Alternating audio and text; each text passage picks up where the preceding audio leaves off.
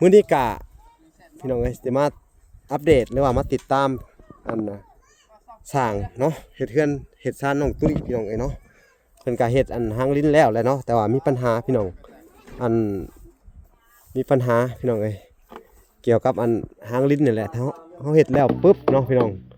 แหละมันต้องใช้ทองของงอเอาเข้าไปข้างในอีกพี่น้องเนาะหรือเฮาสิแก้ปัญหาจังไดนะพี่น้องเนาะเพราะว่าทางงบประมาณมันก็อันเบิดแหละพี่น้องเอ้ยเนาะมีงบประมาณแล้วเฮาก็ต้องสิให้สร้างเพิ่นยึดใช้ไม้อันนี้เอาพอ18ฮะไม้ตัวใหญ่ๆฮะเฮาเฮ็ดชั่วคราวไปก่อนพี่น้องเอ้ยเนาะ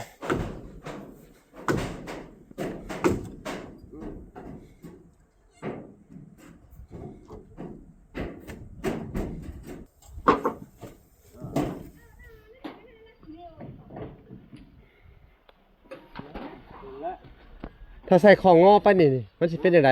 เขานี่เลยบ่แต่ทางสร้างเพิ่นเฮาก็บ่ได้เว้าต่อราคาเพิ่นไปอีกเนาะเพราะราคาก็พอกันซำนี้เฮาก็ลืมคือว่าต้องต่อเขาไว้พุ่นเฮาขึ้นไว้โอ้มันก็ยากอยู่คือกันเนาะโอ้แก้แล้วตัวใหม่นะตัวนี้ก็ได้เรื่องอยู่เนาะได้เรื่องอยู่พี่น้องเอ้ยนี่อันนี้มันก็โอเคอยู่พี่น้องเอ้ยนี่โอ้โอเคแล้วพี่น้องเอ้ย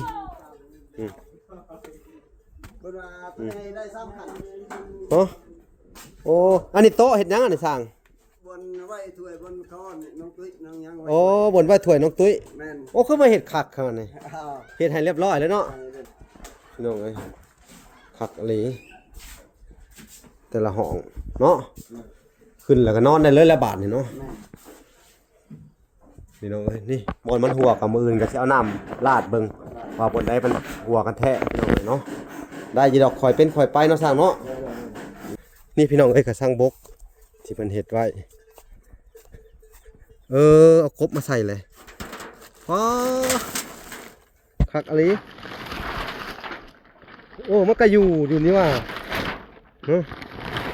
อุ้ยคักเขาจับกบแต่พุ่นว่าขึ้นมาเฮ้ยพี่น้องเอ้ยนี่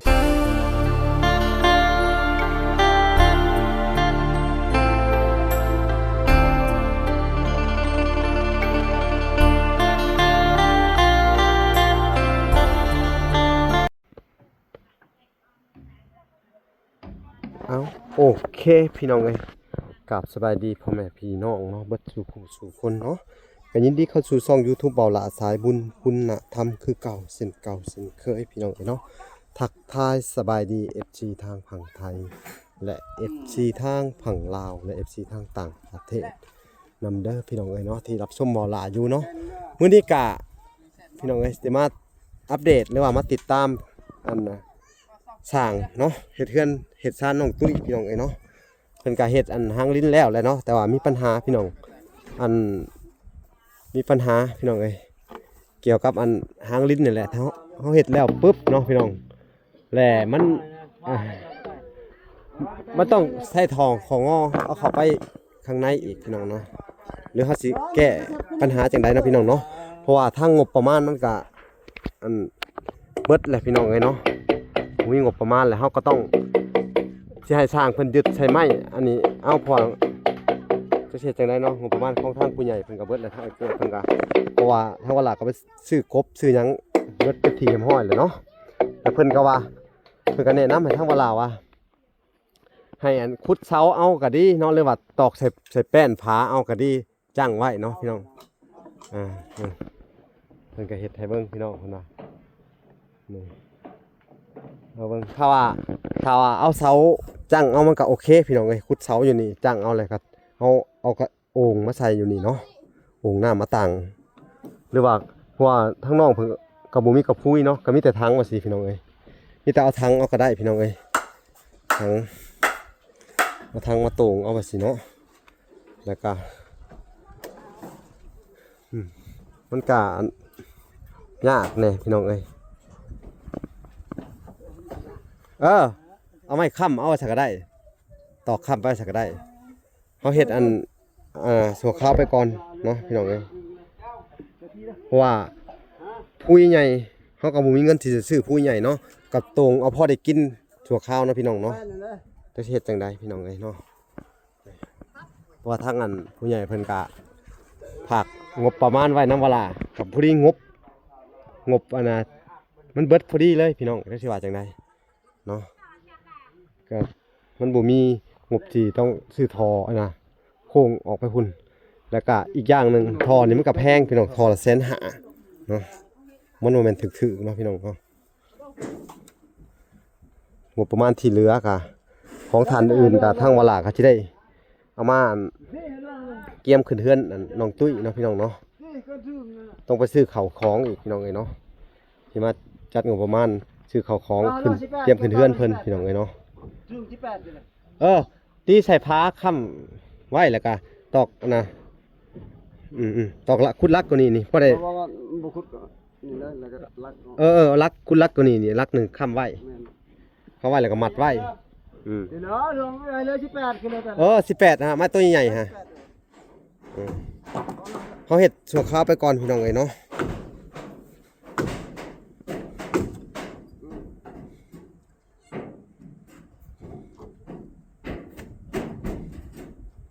ตอกเอามันก็โอเค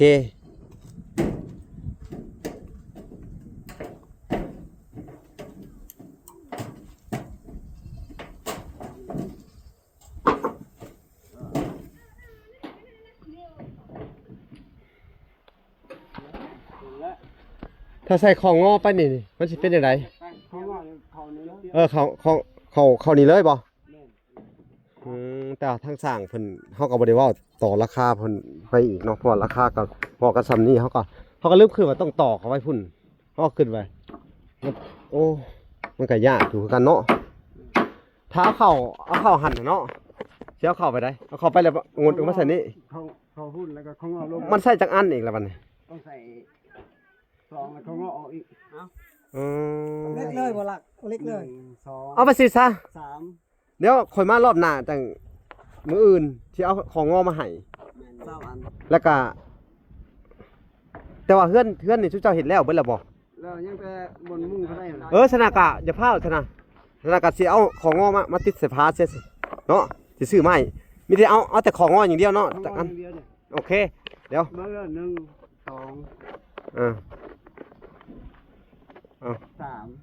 3เนาะโอเคสนะเอาของงอมาแล้วซะเบิ่งทรงคือสิยากพี่น้องเอ้ยมันบ่แล้วดอกเวลาตัดสินใจใหม่ทีฮะแป๊บบ่ซื้อก็ได้มั้งเนาะตัดเอาตอนนี้แหละ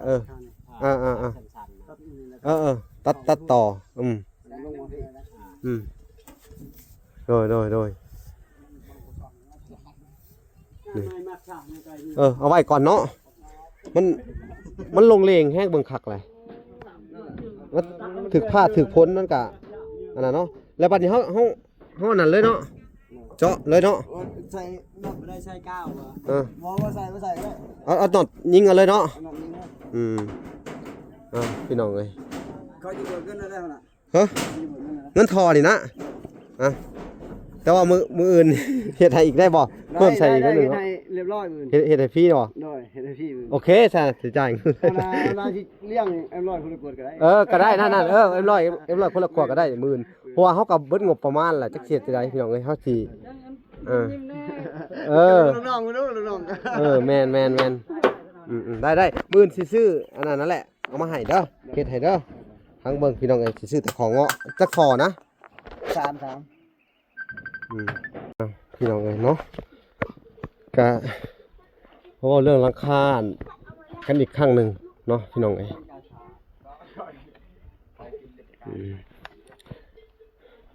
สบายดีครั้งนึงสั่งเนาะสวัสดีทุกคนเนาะอันน่ะคือว่าบันไดมืออื่นนี่คือสิเฮ็ดแล้วเนาะมืออื่นก็ว่าไม่มาแล้วมีคนสั่งใหม่แล้วบ่เราสั่งเลยบ่พรน่ะสั่งให้บ่พรเนาะถ้าบ่พรบ่ทันสั่งก็เวลาสิได้คนพัวเนาะพี่น้องเนาะก็ถามเราอีกอย่างเมืองเนาะครับคนว่ามือที่เขาว่าแต่ว่าเรื่องยานี่อันน่ะมื้ออื่นนี่เฮาสิได้ชื่อเก่านี่โคนมาโอเคเฮาว่าเป็ดกาวดูโตนดีกว่า กาวติดแปะตัวนั้นมันดีกว่าว่ะกาวที่เขาบีบใส่แล้วมันติดกับเหล็กเลยนะตัวนั้นคักกว่าเนาะอันน่ะแต่ว่าหัวมันราคาเท่าไหร่พี่น้องเอ้ยนี่แหละเดี๋ยวมื้ออื่นนี่ต้องใช้สายยางหดได้ราคาให้มันหู้ว่ามันหัวบนใดนะเขาก็จะคู่คือกันเนาะ แบบว่าจะหยอดคู่จะกว่าบนได้ทีนึงหยอดเลยตัวใด เขาเอาสายยางขึ้นไปโหดแล้วเขาก็ได้ซี่บอกกันเหมือนเนาะอันนี้คือวิธีไปแก้ปัญหาเลยตรงเนาะเบื้องต้นเนาะแต่ว่ามื้ออื่นนี่สิให้อันน่ะของงอมันมีชื่อมาอีกเพิ่มอีกจักโต 3โต3โตของงอเนาะพี่น้องเนาะ 3ตัวมันต้องงอออกนอกเลย ได้แล้วก็ให้มันตกอยู่นี่เนาะ เอาก็สิอิ่วใส่เสาเลยเด้ แบบว่าสิมัดใส่เสามันจังแน่นกว่า นั่นแหละดีกว่า น้ำบ่น้ำตอนเช้า บ่แล้วบ่ได้เฮาก็ออกจากเสาเด้เฮาก็ ดึงออกไป ดึงออกจากเสาง อออกจากเสาอีกให้มันตั้งไว้ไปสินะ สักชั้นออกจากเสา โดย 50เซน แม่นกระตรงกินได้เลยบาดนี่สะดวกสบายเนาะสะดวกสบายข้างเด็กๆคนพี่น้องเอ้ย มันก็มันแน่ๆนั่นนึง เป็นจังไดอยู่ดีมีแห้งหายไข่เบิดพะนี่ ไปแกะเบิ่งดูนะมันสิงามบ่ไปพี่น้องเอ้ยสิไปเบิ่งน้ำกันเดี๋ยวเพิ่นแก้ได้แม่นบ่ฮะ แล้วก็แน่นนั่นน่ะ แล้วพันแห้งบ่โอ้ แก้แล้วใส่ตัวใหม่นะ ตัวนี้ก็ได้เรื่องอยู่เนาะ เรื่องแล้วตัวนี้ อ๋อได้เรื่องอยู่พี่น้องเอ้ยนี่ แต่งใหม่แล้ว อันเด้ ตัวนี้ตัวใหม่นะ มันก็โอเคอยู่พี่น้องเอ้ยนี่โอ้โอเคแล้วพี่น้องเอ้ย เพิ่นว่าเพิ่นให้ได้3คัน ฮะโอ้อันนี้โต๊ะเฮ็ดหยังอันนี้สร้าง บนไว้ถ้วยบนค้อนน้องตุ้ยน้องยังไว้ โอ้บนไว้ถ้วยน้องตุ้ย แม่น โอ้คือมาเฮ็ดคักขนาดนี้ อ้าว เฮ็ดให้เรียบร้อยแล้วเนาะ เรียบร้อยแล้ว โดยไว้มันถ้วยมันไว้ซ้ำสบาย โอ้คักเนาะไม่เหลือก็เฮ็ดได้อีกพี่น้องเอ้ยเฮ็ดโต๊ะเฮ็ดเตียงให้เด็กๆอีกขอบใจเด้อสร้างเด้อเนาะพี่น้องเอ้ยสร้างเพิ่นก็เฮ็ดเต็มที่ก็ยอมรับเพิ่นอยู่เนาะจักสิว่าจังไดพี่น้องก็ในช่วงเวลาที่สร้างยังอยู่เนาะพี่น้องก็ยังดีว่าเฮาฮู้ทันว่าจุดใดที่มันนั่นแก้ไขได้เนาะเฮาก็ได้บอกเพิ่นเนาะก็โอเคพี่น้องเอ้ยจักสิว่าจังไดเฮาก็บางเทื่อคือบ่ล่าเว้าแหละเดินทางมันยากเพื่อจะเข้ามาเบิ่งน้ำสร้างเพิ่นก็เฮ็ดไปเรื่อยๆเนาะเนาะอันมื้ออื่นก็มีแต่ว่าสิลงมืออันน่ะขึ้นเฮ็ดอันน่ะยาหลังคาคือเขาเว้ากันเนาะพี่น้องเนาะก็โอเคพี่น้องหายห่วงเนาะไปพาเลาะเบิ่งอีกแน่ว่าคือว่าแล้วเบิดแล้วเนาะ แล้วบ่แล้ว เรียบร้อยบ่ได้พี่น้องเอ้ยบาทนี่มีแต่ให้เด็กๆเพิ่นกวดถ้าว่าขึ้นเฮือนนี่เจ้าว่าคิดว่ามื้อใดมันดีออกพรรษาเนาะออกพรรษาจังขึ้นเฮือนเนาะก็ยังอีกประมาณนั้นทิศกว่าๆก็ออกพรรษาแล้วพี่น้องเอ้ยเนาะน้องหาว่าเฮือนเพิ่นนี่หลังใหญ่ได้พี่น้องเนาะคักเนาะจังว่าสร้างขนาดเฮือนสร้างยังบ่ได้ซั่นนี่เนาะ โอ้ยเฮ็ดเดือนมา20ปียังบ่ได้ น้องเอ้ยอันดวงสุเพิ่นยอมรับเลยว่าสุดยอดเนาะถือว่าผู้ใหญ่ที่ว่าซอยมาเนี่ยก็เนาะสุดยอดอันนี้พี่น้องเอ้ยเนาะ เรื่องควาย10ปี20ปียังบ่ได้ทัน เลี้ยงงัวเลี้ยงควาย10ปี20ปีบ่ได้แม่นว่าซั่น แม่ นี่ น อ๋อแม่นความได้พี่น้องเอ้ยเนาะทางเวลาก็ยังปู้ขนาดเฮ็ดเฮือนเจ้าของอะน่ะไปเฮ็ดงานอยู่ประเทศไทยพี่น้องเอ้ยประมาณ5ปีหรือว่า10ปีจะได้เฮือนซ้ำนี่ นั่นแหละ อ๋ออันนี้น้องเพิ่นโชคดีอีหลีได้ฮอดคันห้องอีกเรียบร้อยอีก แม่น คักอันนี้ล้อเนาะเจ้าว่าคักบ่ คัก ไอ้เจ้าเนาะไม่แป้นที่เฮาสั่งมาพอดีเป๊ะเบิดเลยทุกอย่างเนาะพอสำจัดใส่โอ้พี่น้องเอ้ย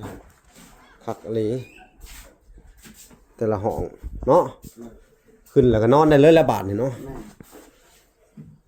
พี่น้องเอ้ยนี่บอนมันหัวกับมืออื่นก็สิเอาน้ำลาดเบิ่งว่าบนใดมันหัวกันแท้พี่น้องเอ้ยเนาะได้ยีดอกคอยเป็นคอยไปเนาะสร้างเนาะให้กำลังใจเพิ่นแหละพี่น้องเอ้ยจักสิว่าจังได ได้ทุนกว่านี้เขาให้ทุนกว่านี้ยังว่าสิแล้ว เอาพี่น้องเอ้ยตัดภาพมาถึงน้องตุ้ยสบายดีน้องตุ้ยเป็นจังไดบาดนี่เฮือนซานเสร็จเรียบร้อยเบิดเลย ดีใจบ่ก็มีอันผู้ใหญ่เด้อคือว่าทางไอ้เกิดนะเพิ่นว่า อยาก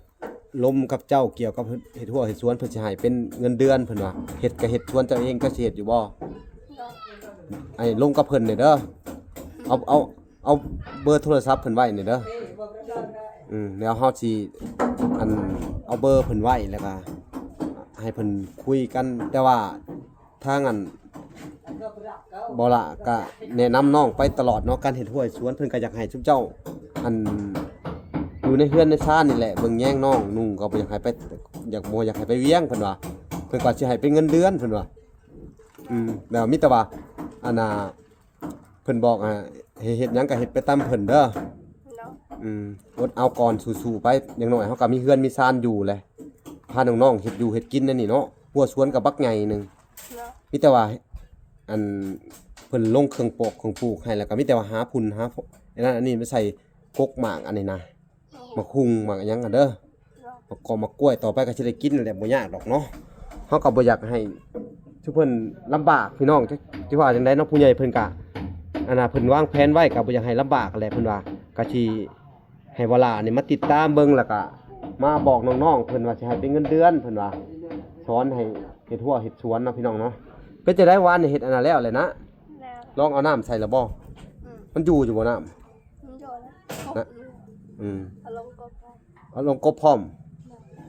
ไปเบิ่งบ่พี่น้องเอ้ยนี่ก็สิให้น้องๆเพิ่นไปเบิ่งอันเมื่อวานนี่เพิ่นเฮ็ดไว้ครับอันอ้าวเพิ่นเนาะน้องๆเพิ่นเต็มตารางพวกพี่น้องเอ้ยสิเขาจะต้องตุ้ยเพิ่นสู้เด้อตุ้ยเด้ออดเอาก่อนแต่ผู้ใหญ่เพิ่นก็หวังดีเนาะบ่อยากให้ไปทำงานห่างไกลเพิ่นว่าจากอันน้องนุ่งพี่น้องเอ้ยเนาะจักสิว่าจังได๋ทางว่าละก็ได้ก็เป็นจุดประสงค์ของเพิ่นกับเพิ่นว่าบ่มีทุนเพิ่นก็สิพากมาให้แล้วบางเทื่อเพิ่นก็ว่าสิจ้างคุณเจ้าเป็นอันรายเดือนนั่นแหละเพิ่นว่าโอนมาให้พอได้ซื้ออยู่ซื้อกินค่ายายามบ่สบายเพิ่นว่าเนาะทั้งเวลาก็งบประมาณก็เอาเข้าเฮ็ดเฮือนเบิดพี่น้องเอ้ยก็บ่ได้มีงบประมาณมอบให้น้องเพิ่นเนาะก็นี่แหละก็อยากให้น้องเพิ่นอันน่ะปลูกพังอยู่ในนี่แหละเนาะในเมื่อมีผู้ใหญ่เพิ่นยื่นมือเข้ามาซอยแหละเนาะนี่พี่น้องเอ้ยก็สร้างบกที่เพิ่นเฮ็ดไว้เอากบมาใส่เลยว้าคักอะไร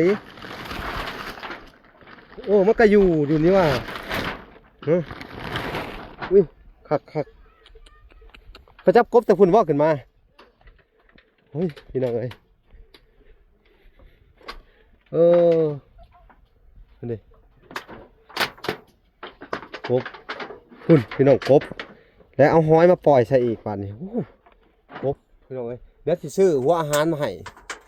พี่น้องมันก็อยู่ได้พี่น้องเอ้ยมันก็หนีบไว้แบบนี้มันบ่ได้หัวเนาะบ่ได้หัวนี่พี่น้องเอ้ยเบิ่งก่อนว่ามันหัวบ่อันนี้ใส่น้ำแต่ว่าอันนั้นนะตัวน่ะกบตัวน่ะมันเป็นหยังตัวน่ะจักโตคือเอาขึ้นมาใส่นี่หลายโตเนาะเมื่อวานนี่ซื้อ10 กว่าโลพี่น้องเอ้ยมันอยู่ในข้างมะพร้าวนี่เนาะมาแล้วสิเจาะหูให้แล้วก็สิมัดไว้พี่น้องเป่งน้ำไว้เบิดแล้วก็สิเจาะหูพันสิใส่ท่อเป่งน้ำออกหอยก็มีหอยเจ้ากระจับขึ้นมาใส่บ่นี่หอยมาใช้หอยเด้มันขึ้นมันแต่พุ่นเนาะซะน่ะก็ยังหลายอยู่บ่ซะน่ะกบเฮ้ยนี่แหละพี่น้องเอ้ยข้างบนหลักก็จะมาติดตามเบิ่งไปเรื่อยๆเนาะรายการนี้แหละเขาก็จะพูดว่าอันน่ะกระทั่งอันนี้น้ำมันสิอยู่ได้ซำใดพี่น้องเอ้ยมาเบิ่งก็ติดตามเบิ่งไปเรื่อยๆเนาะแต่ว่าใส่น้ำไปหลายเติมนี่บ่ตุ้ยนี่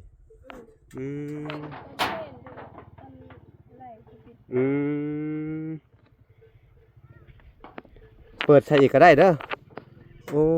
อันน่ะตอกตะปูบ่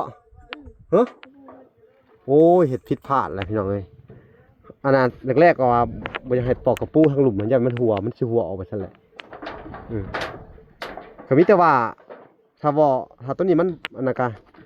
ทั้งเบิ่งพี่น้องเอ้ยสิเอาพื้นใหม่มาสวมอีกพัวน้องเพิ่นเฮ็ดผิดพลาดเลยทางอาเพิ่นก็เฮ็ดผิดพลาดเลยไปตอกบ่ให้ตอกตะปูมีแต่ว่าสิเจาะเปลี่ยนน้ำมันซื่อเจาะถ่ายเปลี่ยนน้ำมันเนาะถ้าก็ได้อยู่ดอกมันก็บ่ได้หัวหลายมีแต่เติมน้ำเอาเนาะ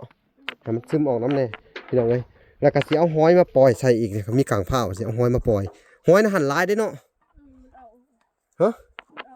มันออกลูกไปเบิ่งไปเบิ่งอีกพี่น้องเอ้ยเนาะเดี๋ยวเวลากันสิมาแนะนำน้องๆเพิ่นเฮ็ดสวนนี่แหละก็เป็นทางไอ้เกิดนั่นแหละเพิ่นบอกว่าจ้างน้องๆเพิ่นเด้อเดือนสิ้นเดือนเพิ่นสิโอนเงินมาให้กลโพดกลหยังอันอีกรอบหนึงเนาะกลโพดแล้วก็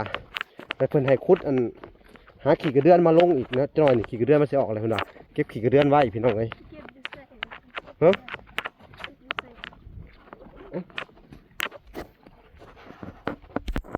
พี่น้องเอ้ยกระชังตัวนี้หอยนี่ออกลูกเต็มเลยเนาะป๊าพี่น้องเอ้ยนี่ลูกหอยนี่พี่น้องเห็นบ่ได้ผลพี่น้องเอ้ยนี่มันก็กินข้างหมกข้าวมีแต่หน่วยใหญ่ๆพี่น้องเอ้ยนี่ออกลูกอยู่พื้นแห้งหลายอยู่พื้นเนาะขักอะไรพี่น้องเอ้ยอันน่ะมีแต่เอาลักมาซักอีกลักหนึ่งเด้อตัวนั้นเด้อเห็ดดีๆเห็นเป็นสีแจ้อีกเด้อพี่น้องเอ้ยเป็ดหอยกัดติดเลยถ้าเขาปล่อยใส่ซ่าเนี่ยมันบื้นนี้พี่น้องเอ้ยนี่มันบื้นลงใต้อีกผู้เนาะ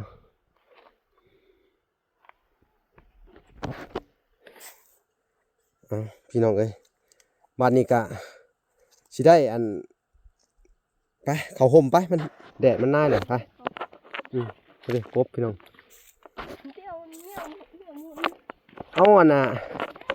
ขอนดอกยังมาใส่เด้อให้มันพูขึ้นเด้อแล้วตุ้ยกระชังบกกะได้สิมาแป้งใหม่ที่หนึ่งพี่น้องคำว่ามันหัวเพราะว่าช่วยไปตอกตะปูแรกๆว่าเขาว่าตอกแต่ข้างบนมันแต่ช่วยไปตอกตัวเทิงนะพี่น้องเอ้ยตอกได้แต่ตัวเทิงแต่ตุ่มพันไปตอกวันนี้มันก็เลยกลายเป็นว่ามันอยากซึมแน่นิดนึงหรืออะไรเดี๋ยวเขาสิมาเบิ่งอีกแต่ว่าเป่งน้ำเข้าไปอีกแล้วตุ้ยเนาะอันนี้ก็สร้างบกพี่น้องเลยแต่ว่าเขาสิมาเบิ่งน้ำเพิ่นอีกรอบหนึ่งพี่น้องเลยเพราะว่ามื้อนี้เขาเดินทางมาแต่บ้านเนาะมันเมื่อยก็เลยว่าอยากเขาไปติดตามทางอันสองแม่ลูกนั่นแน่อยากไปอัปเดตแล้วก็อยากไปเบิ่งไทยดอนน้ำแน่พี่น้องเลยเนาะ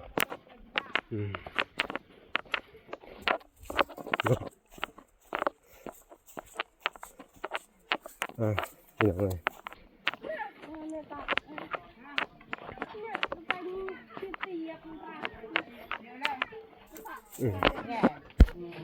พี่น้องเลยหลังจากที่ว่าไปเบิ่งอันนั้นน้ำหนองตุ้ยแล้วกลับมาเบิ่งทางสร้างอีกที่นึงสิได้มามอบเงินให้เพิ่นเนาะพี่น้องเนาะกับผู้ที่อะไรนะ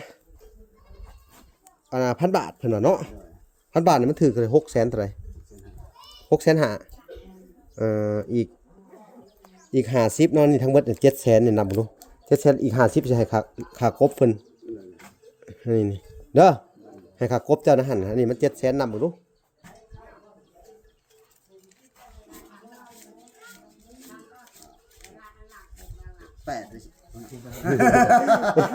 8ได้เลย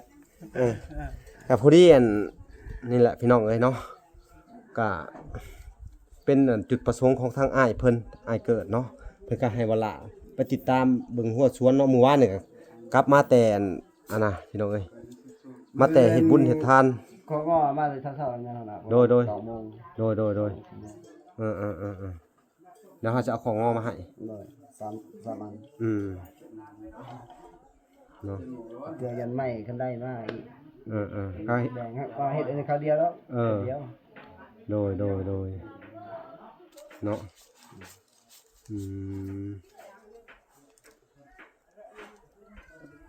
พี่น้องเอ้ย